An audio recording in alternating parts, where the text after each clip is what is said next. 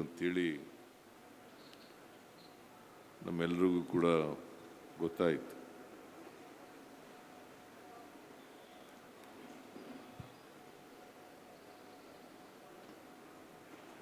ಅವರ ಜೀವನವನ್ನು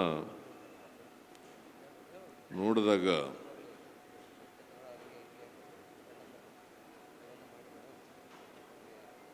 ಅವರ ಬದುಕನ್ನು ನೋಡಿದಾಗ ಒಂದು ರೀತಿ ಪವಾಡ ಆಗಿದೆ ಅಂತೇಳಿ ಅನಿಸುತ್ತೆ.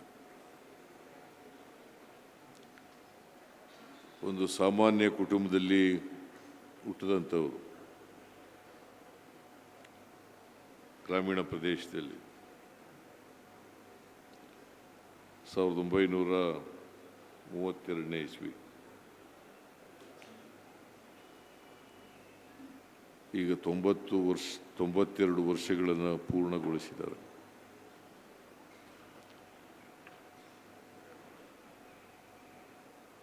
ಅವರು ಪಂಜಾಬ್ನಲ್ಲಿ ವಿದ್ಯಾಭ್ಯಾಸ ಮಾಡಿ ಆನರ್ಸ್ ಪದವಿಯನ್ನು ಪಡ್ಕೊಂಡು ಆರ್ಥಿಕ ಶಾಸ್ತ್ರದಲ್ಲಿ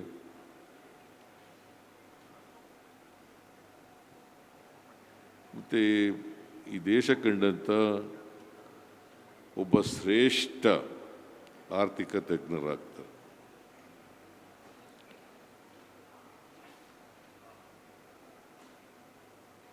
ಇವರು ಜಗತ್ತಿನಲ್ಲಿ ಇವ್ರಿಗಿಂತ ದೊಡ್ಡ ಆರ್ಥಿಕ ತಜ್ಞರು ಇರ್ಬೋದು, ಆದರೆ ಇವರು ಆರ್ಥಿಕ ಕ್ಷೇತ್ರದಲ್ಲಿ ಅನೇಕ ಕ್ಷೇತ್ರಗಳಲ್ಲಿ ಕೆಲಸವನ್ನು ಮಾಡು.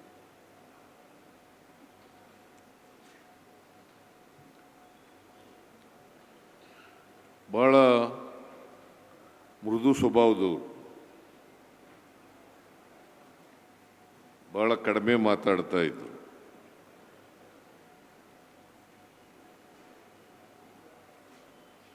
ಮೆದುವಾಗಿ ಮಾತಾಡ್ತಾ ಇದ್ರು.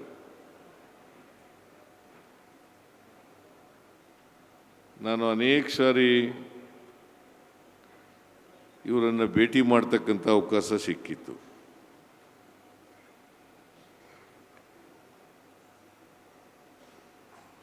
ವಿರೋಧ ಪಕ್ಷದ ನಾಯಕನಾಗಿ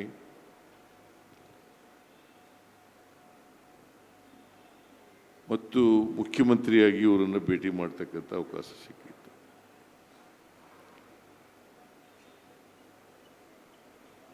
ಬಹಳ ಗೌರವದಿಂದ ನಡ್ಕೋತಾ ಇದ್ರು, ಗೌರವದಿಂದ ಮಾತಾಡಿಸ್ತಾ ಇದ್ರು. ನಾವು ಹೇಳಬೇಕಾದನ್ನ ಬಹಳ ತಾಳ್ಮೆಯಿಂದ ಕೇಳ್ತಾ ಇದ್ರು. ಮತ್ತು ನಾವು ಹೇಳಿದಂಥ ವಿಷಯಗಳನ್ನು ಆಗ್ತದೆ ಅಥವಾ ಇಲ್ಲ ಅಂತೇಳಿ ನೇರವಾಗಿ ಹೇಳ್ತಕ್ಕಂಥ ಪ್ರವೃತ್ತಿಯನ್ನು ಬೆಳೆಸ್ಕೊಂಡಿದ್ರು.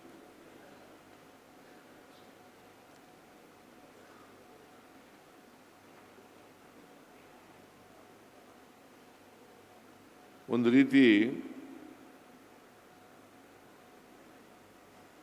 ಒಬ್ಬ ಪ್ರಾಮಾಣಿಕ ಪ್ರಧಾನಮಂತ್ರಿಯಾಗಿದ್ದಂಥವು.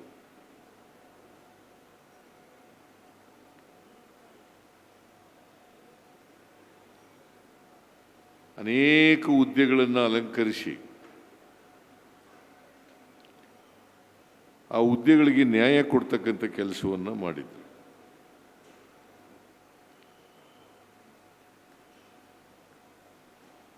ರಾಷ್ಟ್ರದ ಅನೇಕ ಸಮಸ್ಯೆಗಳಿಗೆ ಪರಿಹಾರವನ್ನು ಕೊಡ್ತಕ್ಕಂಥ ಪ್ರಯತ್ನವನ್ನು ಮಾಡಿದ್ರು.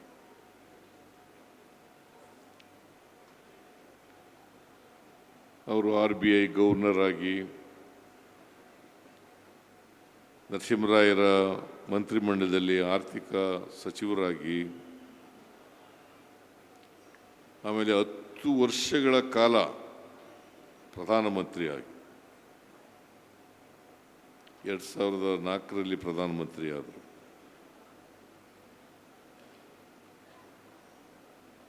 ಆಗ ಶ್ರೀಮತಿ ಸೋನಿಯಾ ಗಾಂಧಿಯವರು ಪ್ರಧಾನಮಂತ್ರಿ ಆಗ್ತಾರೆ ಅಂತೇಳಿ ನಾವೆಲ್ಲ ಭಾವಿಸ್ಕೊಂಡಿದ್ದು.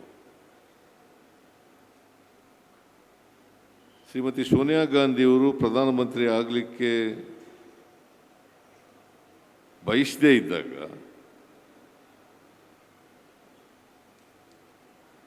ಆ ಹುದ್ದೆಗೆ ತ್ಯಾಗ ಮಾಡಿದಾಗ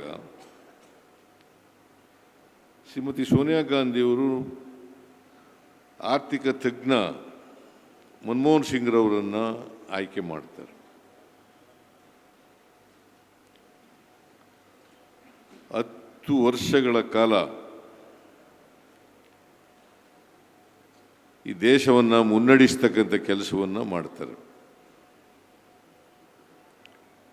ಅವರು ನರಸಿಂಹರಾಯರು ಪ್ರಧಾನಮಂತ್ರಿ ಆಗಿರುವಾಗ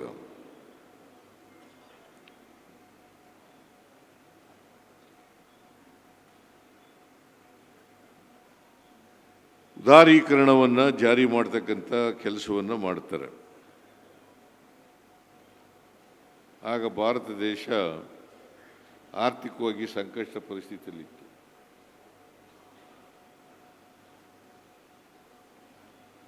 ಆ ಸಂಕಷ್ಟ ಪರಿಸ್ಥಿತಿಯನ್ನು ನಿವಾರಣೆ ಮಾಡಲಿಕ್ಕೋಸ್ಕರ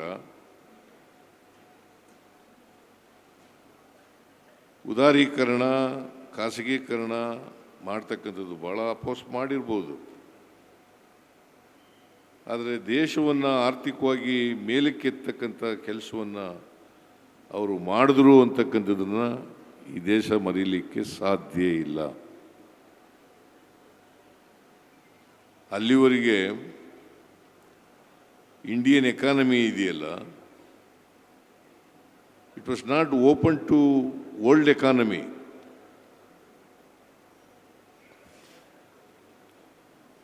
ಆ ವರ್ಲ್ಡ್ ಎಕಾನಮಿಗೆ ರಾಷ್ಟ್ರದ ಆರ್ಥಿಕ ಪರಿಸ್ಥಿತಿಯನ್ನು ತೆರೀತಕ್ಕಂಥ ಕೆಲಸವನ್ನು ಮಾಡದಂಥವರು ಇಡೀ ದೇಶದಲ್ಲಿ ಮನಮೋಹನ್ ಸಿಂಗ್ರವರು ಅಂತಕ್ಕಂಥದ್ದನ್ನು ಮರೀಲಿಕ್ಕೆ ಸಾಧ್ಯ ಇಲ್ಲ. ಜೊತೆಗೆ ನಾವು ಡೈರೆಕ್ಟಿವ್ ಪ್ರಿನ್ಸಿಪಲ್ಸ್ನಲ್ಲಿ ಏನು ಹೇಳ್ತೀವಿ ಕಾನ್ಸ್ಟಿಟ್ಯೂಷನ್ನಲ್ಲಿ, ಅವುಗಳನ್ನು ನಿಜವಾದ ಅರ್ಥದಲ್ಲಿ ಜಾರಿ ಮಾಡ್ತಕ್ಕಂಥ ಕೆಲಸವನ್ನು ಮಾಡಿದ್ರು.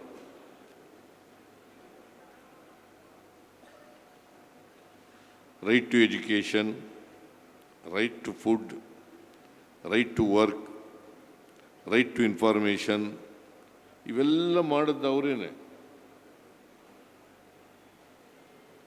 ನಾವು ಡೈರೆಕ್ಟಿವ್ ಪ್ರಿನ್ಸಿಪಲ್ಸ್ನಲ್ಲಿ ಹೇಳ್ಕೊಂಡಿದ್ದೀವಿ ಸಂವಿಧಾನದಲ್ಲಿ. ಅವುಗಳನ್ನು ಅಕ್ಷರಶಃ ಜಾರಿ ಮಾಡಿ ಜನರಿಗೆ ತಲುಪಿಸ್ತಕ್ಕಂಥ ಕೆಲಸವನ್ನು ಮಾಡಿದ್ರು. ಫುಡ್ ಸೆಕ್ಯೂರಿಟಿ ಆ್ಯಕ್ಟ್ ಮಾಡಿದ್ದು, ನರೇಗಾ ಮಾಡಿದ್ದು, ಆಮೇಲೆ ರೈಟ್ ಟು ಎಜುಕೇಷನ್ ಮಾಡಿದ್ದು, ರೈಟ್ ಟು ಇನ್ಫಾರ್ಮೇಷನ್ ಮಾಡಿದ್ದು. ಅಲ್ಲಿವರೆಗೆ ಇವೆಲ್ಲವೂ ಕೂಡ ಫಂಡಮೆಂಟಲ್ ರೈಟ್ಗಳಾಗಿರಲಿಲ್ಲ. ಇವನ್ನ ಮೂಲಭೂತ ಹಕ್ಕುಗಳನ್ನಾಗಿ ಮಾಡಿ ಬಡವರಿಗೆ, ನಿರುದ್ಯೋಗಿಗಳಿಗೆ,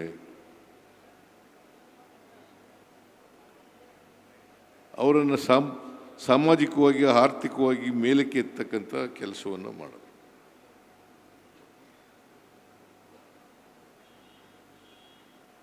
ಒಬ್ಬ ಸುಸಂಸ್ಕೃತ ಸಜ್ಜನ ಮಿತಭಾಷಿ ರಾಜಕಾರಣಿಯನ್ನು ಇವತ್ತು ನಾವು ಕಳ್ಕೊಂಡಿದ್ದೇವೆ. ಇದು ಬರೀ ದೇಶಕ್ಕೆ ಆದಂಥ ನಷ್ಟ ಅಲ್ಲ, ಇಡೀ ಜಗತ್ತಿಗೆ ಆದಂಥ ನಷ್ಟ, ಆರ್ಥಿಕ ಕ್ಷೇತ್ರಕ್ಕೆ ಆದಂಥ ನಷ್ಟ ಅಂತೇಳಿ ನಾನು ಹೇಳಲಿಕ್ಕೆ ಬಯಸ್ತಾ ಇದ್ದೀನಿ.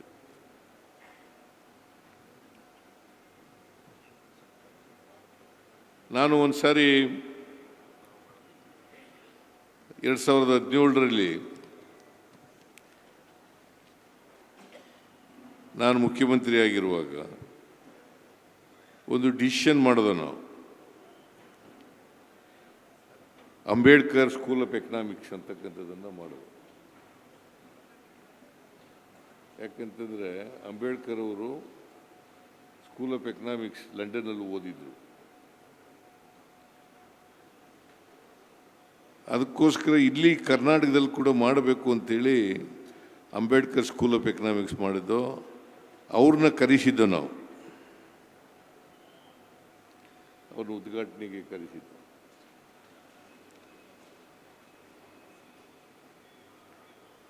ಅದು ಒಂದು ಪ್ರತಿಷ್ಠಿತ ಸಂಸ್ಥೆ ಕರ್ನಾಟಕದಲ್ಲಿ ನಾವು ಮಾಡಿರ್ತಕ್ಕಂಥದ್ದು. ಆಮೇಲೆ ಇನ್ನೊಂದು ಕರ್ನಾಟಕದ ಆರ್ಥಿಕತೆ ಬಗ್ಗೆ ಇನ್ನೊಂದು ಸಭೆ ಕರೆಸಿದ್ದು.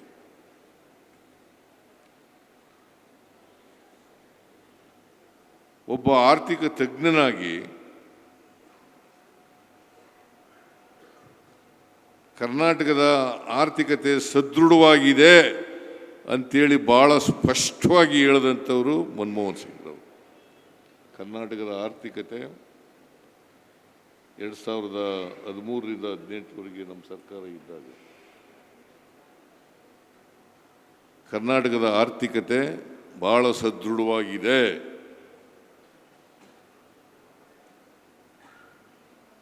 ರೊಬಸ್ಟ್ ಎಕಾನಮಿ ಅಂತ ಪದ ಉಪಯೋಗಿಸಿದರು. Karnataka's economy is a robust economy ಅಂತ ಹೇಳಿದೆ. ಸೊ ಅಂಥ ಒಬ್ಬ ಆರ್ಥಿಕ ತಜ್ಞನನ್ನು ಬರೀ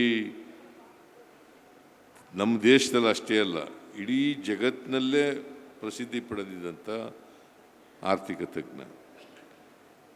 ಅವರ ಜ್ಞಾನ ಈ ದೇಶದ ಅನೇಕ ಸಮಸ್ಯೆಗಳನ್ನು ಪರಿಹಾರ ಮಾಡಲಿಕ್ಕೆ ಸಾಧ್ಯ ಆಯಿತು.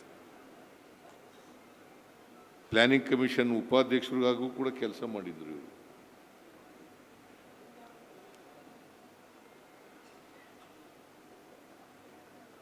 ಸೊ ವಿವಿಧ ಹುದ್ದೆಗಳಲ್ಲಿ ಕೆಲಸ ಮಾಡಿ ದೇಶದ ಆರ್ಥಿಕ ಸಾಮಾಜಿಕ ಸಮಸ್ಯೆಗಳನ್ನು ಬಿಡಿಸೋದ್ರಲ್ಲಿ, ಅದಕ್ಕೆ ಪರಿಹಾರ ಕಂಡುಹಿಡ್ಕೊಳ್ಳೋದ್ರಲ್ಲಿ ಭಾಳಷ್ಟು ಶ್ರಮಿಸಿದ್ರು ಅಂತಕ್ಕಂಥದ್ದನ್ನು ಇವತ್ತು ಮರೀಲಿಕ್ಕೆ ಸಾಧ್ಯ ಇಲ್ಲ. ಮತ್ತು ನಿಗರ್ವಿ, ಅವ್ರಿಗೆ ಅಧಿಕಾರ ಇದೆ. ಈಗಿನ ಕಾಲದಲ್ಲಿ ಅಧಿಕಾರ ಸಿಕ್ಬಿಟ್ರೆ ಅದನ್ನ ಹಿಡಿದು ನಿಲ್ಲಿಸೋಕ್ಕಾಗಲ್ಲ. ಅವರು ಈ ದೇಶದ ಪ್ರಧಾನಮಂತ್ರಿ ಆಗಿದ್ದರೂ ಕೂಡ, RBI ಗವರ್ನರ್ ಆಗಿದ್ದರೂ ಕೂಡ, ಹಣಕಾಸಿನ ಮಂತ್ರಿ ಆಗಿದ್ದರೂ ಕೂಡ ಯಾವತ್ತೂ ಕೂಡ ಅವರು ಗೌರವದಿಂದ ನಡ್ಕೊಳ್ತಕ್ಕಂಥ ಕೆಲಸ ಮಾಡಲಿಲ್ಲ. ಅತ್ಯಂತ ವಿನಯಶೀಲ ವ್ಯಕ್ತಿಯಾಗಿದ್ದರು. ಮೃದು ಭಾಷೆನಲ್ಲೇ ಅನೇಕ ಜನರನ್ನು ಗೆದ್ದಿರ್ತಕ್ಕಂಥದ್ದನ್ನು ಇವತ್ತು ನಾವು ನೋಡ್ತಾ ಇದ್ದೀವಿ. ಅವ್ರು ಹೇಳ್ತಾ ಇದ್ರು ಒಂದು ಮಾತು, ನಾನು ಬದುಕಿರುವಾಗ ನನ್ನ ಬಗ್ಗೆ ಅಷ್ಟೊಂದು ಪ್ರಚಾರ ಸಿಗಲ್ಲ, ನಾನು ಸತ್ತ ಮೇಲೆ ಮಾಧ್ಯಮದವರು ಹೆಚ್ಚು ಪ್ರಚಾರವನ್ನು ಮಾಡ್ತಾರೆ ಅಂತಕ್ಕಂಥ ಮಾತುಗಳನ್ನು ಹೇಳಿದ್ರು. ಇವತ್ತು ಆ ಮಾತು ಸತ್ಯ ಆಗಿದೆ ಅಂತಕ್ಕಂಥ ಮಾತುಗಳನ್ನು ಹೇಳಲಿಕ್ಕೆ ಬಯಸ್ತಾರೆ. ನಾನು ಹೆಚ್ಚು ಅವ್ರ ಬಗ್ಗೆ ಮಾತನಾಡಕ್ಕೆ ಹೋಗಲ್ಲ. ಇದು ಸಂತಾಪ ವ್ಯಕ್ತ ಮಾಡ್ತಕ್ಕಂಥ ಸಭೆ. ಅವರ ಆತ್ಮಕ್ಕೆ ಚಿರಶಾಂತಿ ದೊರಕಲಿ ಅಂತೇಳಿ ನಾನು ಪ್ರಾರ್ಥನೆಯನ್ನು ಮಾಡ್ತೇನೆ. ಅವರ ಕುಟುಂಬ ವರ್ಗದವರಿಗೆ ಮತ್ತು ಅವರ ಅಭಿಮಾನಿಗಳಿಗೆ ಅವರ ಸಾವಿನ ದುಃಖವನ್ನು ಭರಿಸ್ತಕ್ಕಂಥ ಶಕ್ತಿ ಕೊಡಲಿ ಅಂತೇಳಿ ದೇವರಲ್ಲಿ ಪ್ರಾರ್ಥನೆ ಮಾಡಿ ಅವರನ್ನು